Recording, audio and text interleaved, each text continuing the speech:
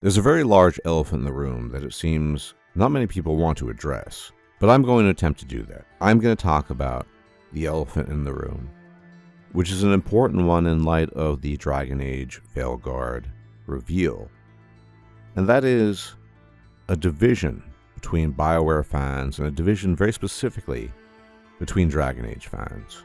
You see, ultimately, although there are obviously exceptions here, much of the apprehension, much of the disapproval, much of the negativity coming from Dragon Age fans directed towards Veilguard is a residual effect of a division that occurred 13 years ago with the release of Dragon Age 2.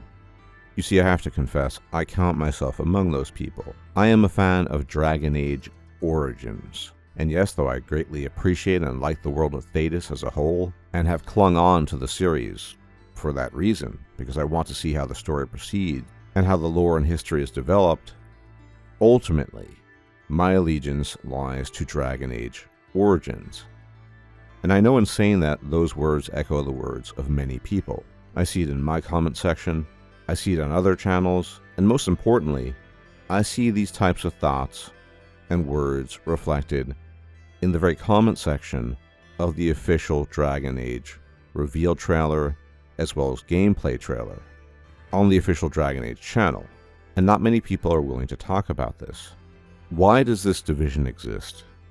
Well, Dragon Age Origins came out in 2009. Then, rather rapidly, Dragon Age 2 came out in 2011, a game that was absolutely rushed out the door. Despite that, it was halfway decent. But there are already many notable changes in that game. Very rapid button mashy combat being the most prominent among them, but there were others. And then we waited a few years, and then came Dragon Age Inquisition, which was in its totality a huge departure from Dragon Age Origins. Again, you had the button mashy combat, but the entire aesthetic that has so infused Dragon Age Origins seemed to be lacking. And now we fast forward 10 years, and that's even more so the case. You see, for the Dragon Age Origin fan, every departure from that original format is painful. Now, of course, things change, that's normal, and they're iterated upon, but when you fundamentally shift away from what a game was, a game that many people fell in love with, I must have 7 or 8 playthroughs of Dragon Age Origins, then what happens is you lose people. And so we're in this weird situation, I think, these days, especially in light of this reveal of Dragon Age Veilguard, of fans of Dragon Age Origins who persist holding on to some kind of hope that that spark that once so lit up the sky of Dragon Age Origins is recaptured. And those of us, of course, still interested in the lore and the history and the story, the greater story of Thedas, that is, we cling on for that reason as well. But ultimately, what was so different about Dragon Age Origins compared to every other Dragon Age, especially Inquisition? It was dark, gritty. And though I would never characterize it as grim dark, some people have done that, by the way, I would not, there was a sense of urgency, a sense of purpose behind it. You were on a mission, and as you later find out, potentially a mission that entails your own self-destruction. There are many mature themes that are handled and treated in Dragon Age Origins. For example, something you would never see in a modern BioWare game is the matter of the carnal violation that takes place in the Elven alienage as part of that origin. You would never see that in a modern BioWare game. What's another instance of that? Do you remember the scene with the Desire Demon and Connor, who is possessed? And the deal you can make with the Desire Demon, particularly as a mage, to learn blood magic, all the while betraying Connor, or having to kill Connor because there's no other option, or the Landsmeet, where you have to choose between Alistair or Loghain, and you can even recruit Loghain and force him to become a Grey Warden, much to everybody's chagrin. The man who basically killed Kaelin and Duncan at Ostagar, never mind his betrayal itself. The intrigue, backstabbing, and dark politics of dwarven society in the context of the dwarf noble, or the very difficult moral dilemma you face in the context of recruiting the elves when you have to choose between Zathrian, who's a total a-hole to be honest, and the Lady of the Forest. Speaking of the Lady of the Forest, as well as the Desire Demon, do you remember their character designs? Dragon Age Origins did not shy away really from anything, least of all the carnal and the beautiful, amidst all the darkness. It was really a wombo combination of so many things coming together. And on top of that, for many of us who enjoy tactical combat that is inspired by classical RPGs, Dragon Age Origins did an absolutely fantastic job of that.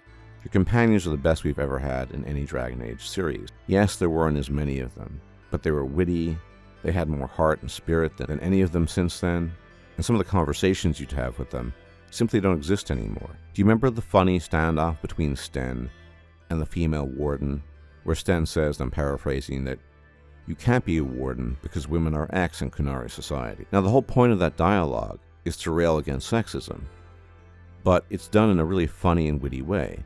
You would never see anything like that in a modern BioWare game, and certainly not in a modern Dragon Age game. Dragon Age Origins treats a lot of different topics, from sex, to betrayal, to murder, to sacrifice, to complex societal issues, in a mature, thoughtful, and open manner.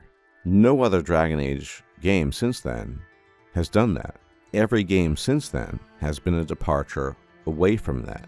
In many ways, Dragon Age since Origins has become castrated, which is why the people who fell in love with Origins don't really enjoy the franchise in its totality.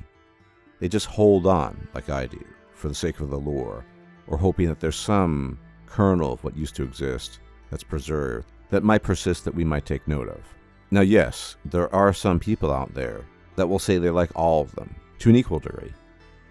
And whilst that's possible, and they almost certainly have to exist just statistically, I think this division between Dragon Age Origin fans and Dragon Age After Origin fans is very prominent. If you look at media and how people talk, you can notice that a lot of the people who like Veilguard, or at least what they've seen so far, are the people that loved Inquisition.